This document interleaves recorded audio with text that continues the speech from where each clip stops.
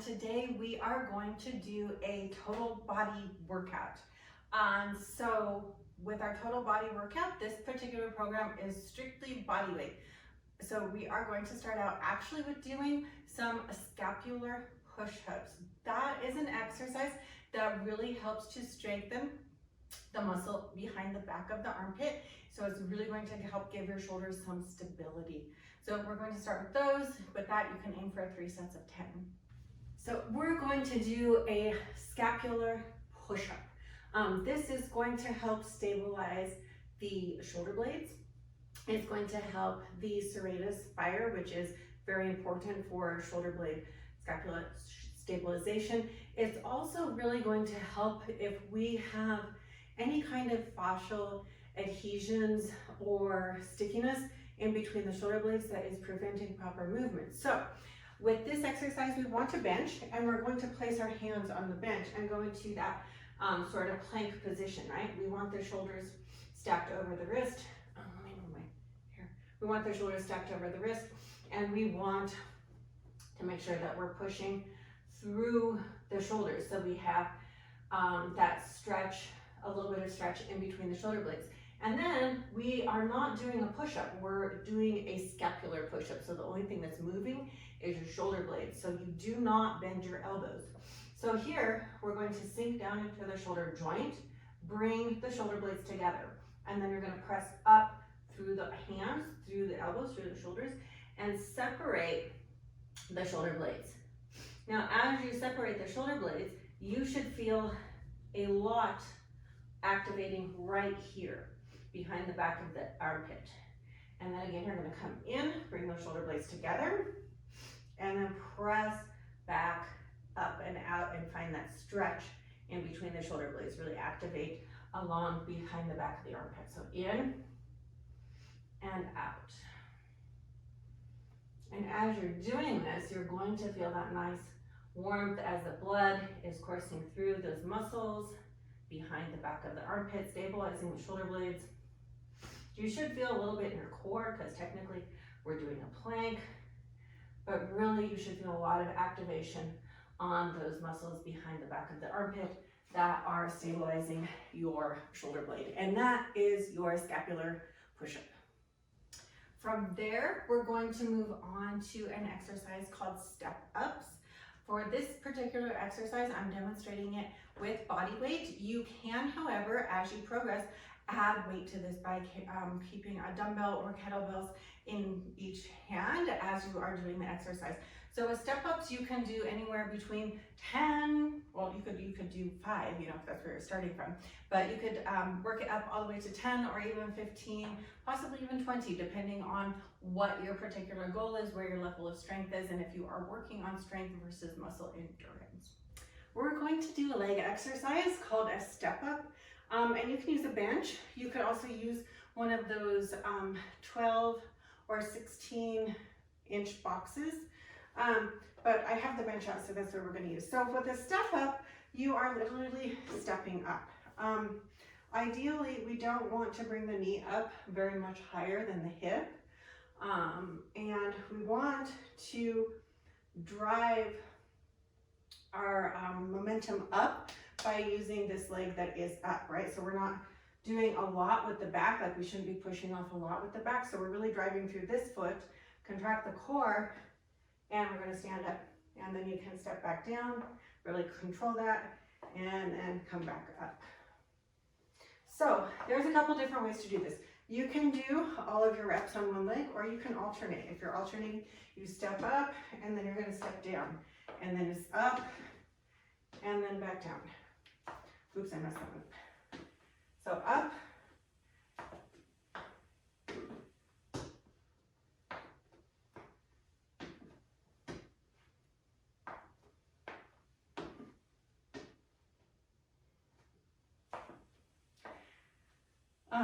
when you're alternating, you do have to be careful to pay attention, because it's really easy to get way more exercise on the eccentric portion with one leg versus the other leg. So for some people, it is easier to do all of the reps on one side. So as you're coming up, drive, you do hinge forwards a little bit, and then you're gonna lower. And then drive, and then lower. As you're lowering, that's the eccentric portion, you're really feeling a lot in the hamstring and in the glute, more so than the quad. And it's the eccentric portion that really helps us to be able to progressively overload in a manner that doesn't require us to go constantly up, up, up in weight. And that is your step up.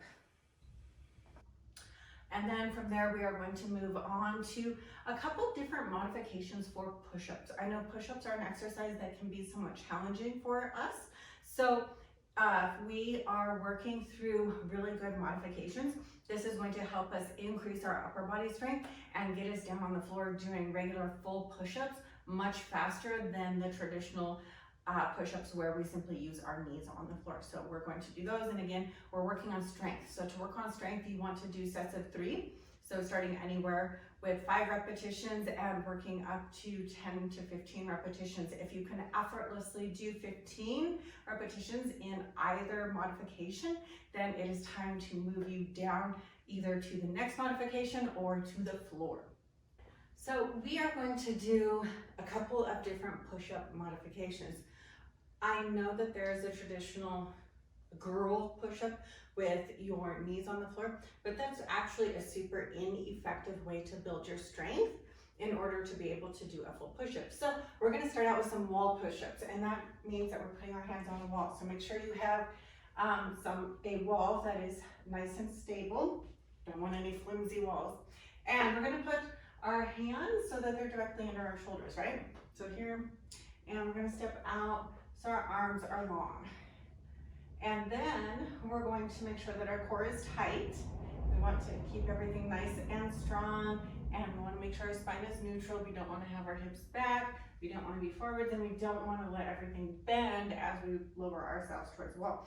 So we're going to bend the elbows, keep the core tight, and you're going to bring your body in towards the wall. Then you're going to press through the hands and come back up. Now, if that's pretty easy, then you want to graduate to something that's a little more challenging. This can be a kitchen counter. It could be an edge of the couch if you have a nice stable edge of your couch. It could be a small stool. Again, make sure it's something that's stable. I'm going to show you with the bench. So, easy version, because we're starting with the easier, we're gonna start on our knees. Get your core tight, get your spine neutral. We don't want our butt sticking out. We want our spine to be neutral. We want the lower part of the core to stay engaged in order to keep our spine neutral. Hands go pressed flat against the bench, and you're going to, again, keep the core tight. You're gonna bend the elbows, and you're gonna lower your chest towards the edge of the bench. You're gonna press through your hands and come back up. So with push-ups, we want to make sure that we have the fingers spread wide and we're really pushing through the whole hand. This gives you a larger surface area to press against, which is going to give you more stability and actually give you more power. As we are building strength here, we'll get to where this eventually feels easy, right? So when that happens, we make it harder. We come down to our toes, and then you can see that our whole body is raised up off the floor. Again, no butt sticking in the air. We want that neutral spine. We're gonna bend the elbows and bring your chest down to the bench, and you're gonna press back up. So you keep your core tight the entire time. You're pressing through those hands, and you're really making sure that you're feeling this in, you will feel it some in the arms, but you wanna feel it in the chest because that is our prime mover for this exercise.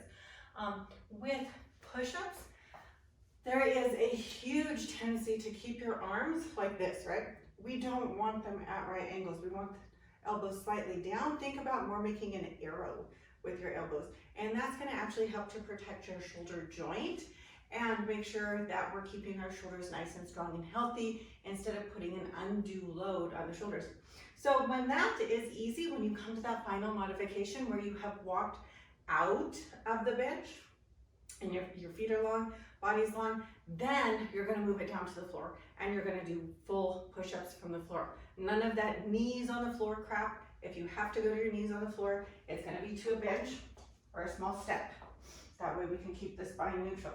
When you're doing the knees on the floor and your hands are on the floor, you're putting an awful curve in the lower spine, and you're actually not building much strength in the upper body. So this progression will progress your strength faster in order to get you stronger so that you can do full push-ups from the floor. And that is your different push-up modifications. And then our final exercise is another modification for another really challenging exercise. So it is one of my favorite exercises for the hamstrings. It's called the Nordic curl, and it's a body weight exercise for hamstrings. Also, you get a little bit of core doing the Nordic curls, but we're working just a modification for this. So if you have wanted to try a Nordic curl and just have not been able to do one, this is a really good opportunity for you to build the strength necessary to be able to do an unmodified Nordic curl.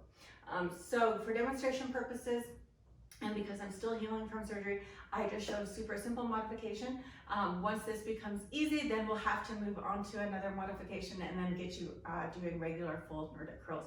But with that, again, we're working anywhere between 3 to 10 to maybe 15 repetitions before you move on to the next modification or the full Nordic curl. All right, we're going to do a body weight hamstring curl known as a Nordic curl. And we are going to be doing a modification of it. So this is good for someone that wants to add these, but is a beginner and hasn't built up the strength to do a unmodified Nordic curl. So we are going to start. You want to secure your ankles. For the Nordic curl, you must secure your ankles. So we're going to use this bench today because it's the one that I have that has the pads. So we're placing the pads on the back of my ankle, right? And you want to start the Nordic curl with, we're going to be moving forward. So as we go forwards, we are really pushing into that pad to secure us. Now right here, you should feel that your hamstrings are actually engaged and firing. And so if that is a lot and the thought of lengthening is really scary to you, or maybe you're not strong enough, you're going to go ahead and place your hands on the bench. But you're still going to keep that contraction and you're going to pull forwards and really, really feel that contraction. Now use that contraction to pull yourself back up. So we're trying to really put minimal load on the hands. It's just there for some security so we don't fall on our face. And we're using the hamstrings to bring us back up. So again, lower, lower, lower. Let yourself go long, really put the load all the way on the hamstrings, and then contract, contract, contract to bring yourself back up. You can look up if you run out of strength to bring yourself back up with just using hamstring contraction. So these are very, very hard. They're also very, very good for building strength in the hamstrings, which can really help with things such as anterior pelvic tilt, knee pain, back pain. A lot of those things are because we lack sufficient strength in the backside of our body. So again, set yourself up, get that pad nice and secure. You're going to go forwards, feel the hamstrings fire, let the hamstrings go long, keep that really good contraction, contract, contract, contract, and bring yourself back up. So the only place you should feel this is in the hamstrings. Glutes don't work, lower back doesn't work, your core works, and as the hamstrings and the core get stronger, you can actually go to a second modification that we'll cover on another video, and eventually you'll be able to do it without supporting yourself with your arms at all. And that is your Nordic hamstring curl modification. And that is our program for today. So let me know what you thought. Let me know if it helps you in your journey to pull up or push-ups or your journey on the Nordic hamstring curls. Otherwise, be sure to like and subscribe, and we'll see you next time.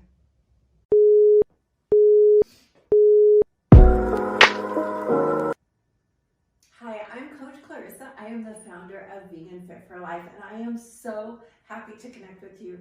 I was able to completely transform my life in a positive manner by finding the gym and by changing my nutrition so that I was eating appropriately for my body. And I am very happy and very excited to be able to share that with you. Thanks for joining us.